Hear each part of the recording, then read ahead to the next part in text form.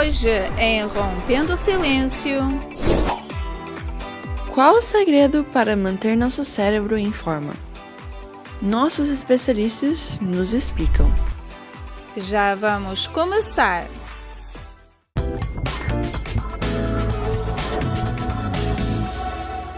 Trouxemos também, através do Zoom, ela que é neurocientista, Tamires Ledo, para nos ajudar ainda um pouco mais com esse tema. Olá, Tamires, boa tarde. Olá, boa tarde. Obrigada pelo convite mais uma vez. O prazer é nosso tê-la novamente aqui no nosso programa Rompendo o Silêncio. É sempre bem-vinda. Boa tarde. E estou com a primeira pergunta. Por que é importante encontrar um equilíbrio entre a rotina e novidades para manter a saúde do cérebro? A rotina ou a repetição de comportamentos faz com que a gente crie conexões neurais, né? E conforme a gente vai repetindo esses comportamentos, essa rotina, a gente vai fortalecendo essas conexões e isso passa a se tornar um hábito, passa a se tornar algo automático, né, na nossa vida. Então, a rotina é muito importante para criarmos esses hábitos mais automáticos. Já novidade, né, também é importante porque nós temos algo chamado neuroplasticidade cerebral, que é a capacidade do nosso cérebro de se remodular. Nós podemos ficar mais inteligentes, desenvolver novas habilidades, mas para que isso aconteça, para que essa neuroplasticidade seja ativa, o cérebro precisa estar aquecido. E ele só é aquecido e fica com essa neuroplasticidade quando tem novidade, quando a gente está estudando algo novo, está lendo algo novo, está, né, se desafiando a novidades. Então, é muito importante, né, a rotina, então desenvolver hábitos saudáveis e criar essas conexões, repetir esses hábitos, como também acrescentar novos hábitos, né? Porque se a gente fica também só na rotina, o cérebro ele fica enrijecido, então a gente perde momentaneamente essa capacidade da neuroplasticidade. E tem alguma maneira de saber se o nosso cérebro não está saudável? Tem alguns sintomas físicos, né, como alteração constante de humor, distúrbios de sono, mas uma das formas mais práticas da gente observar se o nosso cérebro não está saudável é parar um pouquinho e dar uma boa olhada na nossa vida, nas nossas finanças, nos nossos relacionamentos, como a gente trata as pessoas, como a gente sente que as pessoas estão nos tratando, né, como está a nossa vida como um todo. Porque um cérebro saudável é equivalente a uma vida saudável em todos os pilares, nas finanças, nos relacionamentos, né? Enfim, em todos os pilares mesmo. Quando o nosso cérebro está saudável, a gente passa a viver uma vida extraordinária.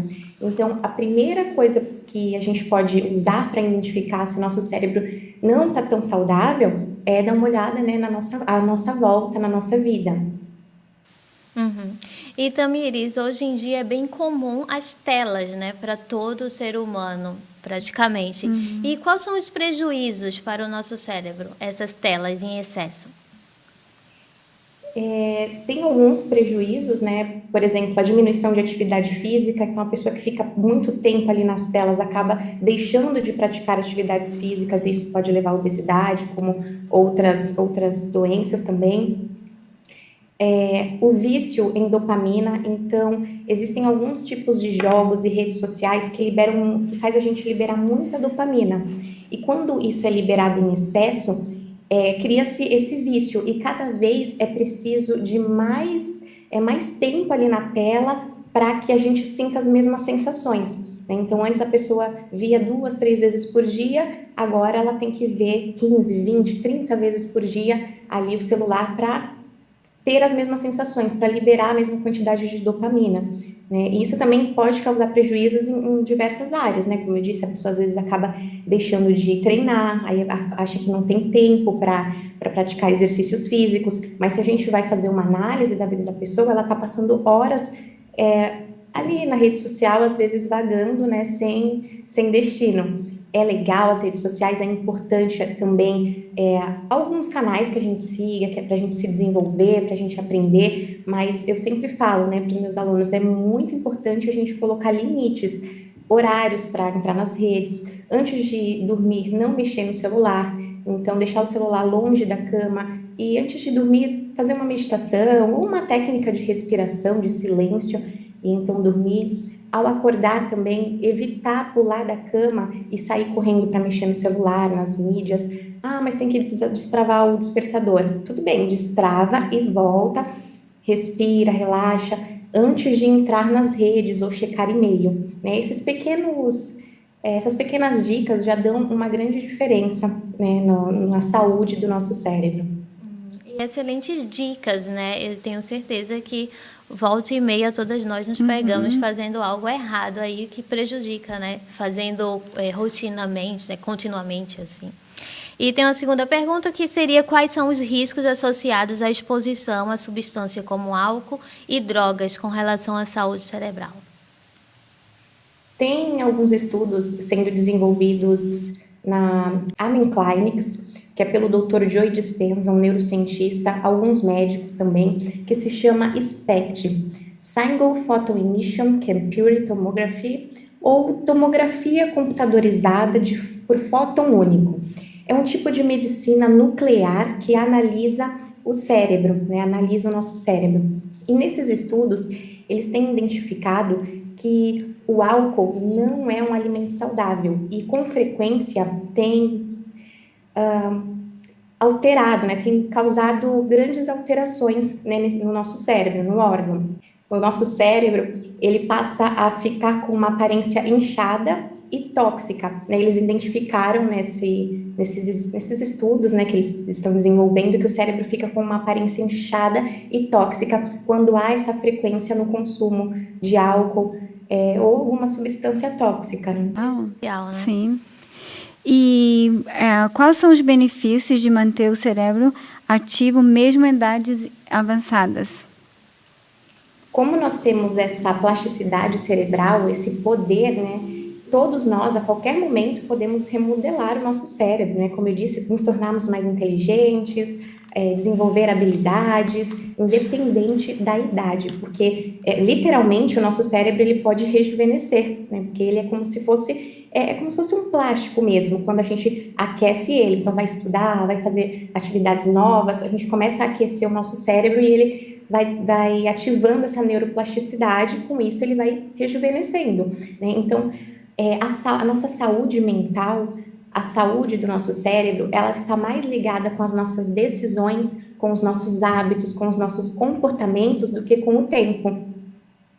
Porque a gente falou um pouquinho sobre atividades, a gente falou sobre ler, deu essas dicas, não? Tem também assim, alguma vitamina, alguma coisa assim, que as pessoas podem tomar que ajuda? Olha, hoje, assim, o que eu faço, né? Então, eu sempre eu vou ensinando às pessoas aquilo que eu aplico na minha vida, né? Que é o que eu acredito e vivencio. E vou experienciando, então eu passo à frente, né? Então, eu faço acompanhamento com médicos, né? Então, nutricionista, endocrinologista, e eles vão ajustando as minhas alimentações. Então, a quantidade de legumes, de verduras, e assim, não tem nada de uma suplementação muito além, né? Mas existe, às vezes, quantidades que eu não sou da área e eu, né, não sabia. E a partir do momento que eu fiz esses ajustes, eu percebi uma melhora significativa no meu desenvolvimento, nos estudos, no trabalho, né? E percebo isso na vida dos meus alunos também, que é o que? A alimentação, então consumir a quantidade de nutrientes que o nosso cérebro precisa, que o nosso organismo precisa para funcionar da melhor forma, né? Então, frutas, legumes, água, né? Então, beber muita água. Existem, então, algumas práticas, né, que vão fazendo o nosso cérebro se tornar mais saudável, que vai ajudando em tudo isso. Atividades físicas, aquilo que todos nós já sabemos, mas em algum momento a gente sempre, né, tenta travar ali, mas não, vamos continuar. E você falou sobre essa parte de rejuvenescer, né, o cérebro. Então, dá para se fazer isso. E é o exemplo que a gente tem, volta e meia aparece idosos se formando, né, academicamente. Então, porque ali começou a exercitar e sim, eles conseguiram, né, manter esse cérebro rejuvenescido.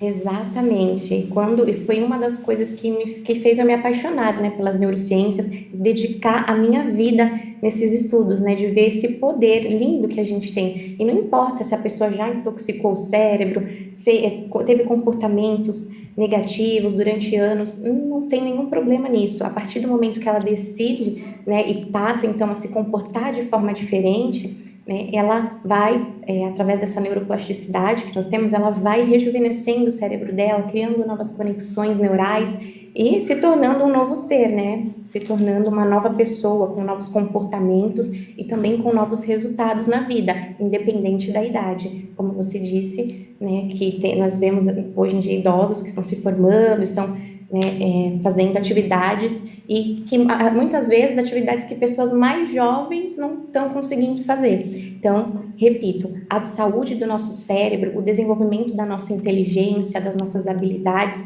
não tem nada a ver com o tempo, tem a ver com as nossas decisões, com os nossos comportamentos. Muito bem colocado mesmo, né? Tem a ver com as nossas decisões. E gostaríamos de te agradecer, né, por estar aqui conosco hoje e nos ajudar aí a desenvolver esse tema. Muito obrigada pela sua participação, Tamires. Eu que agradeço, obrigada. Nada, um abraço.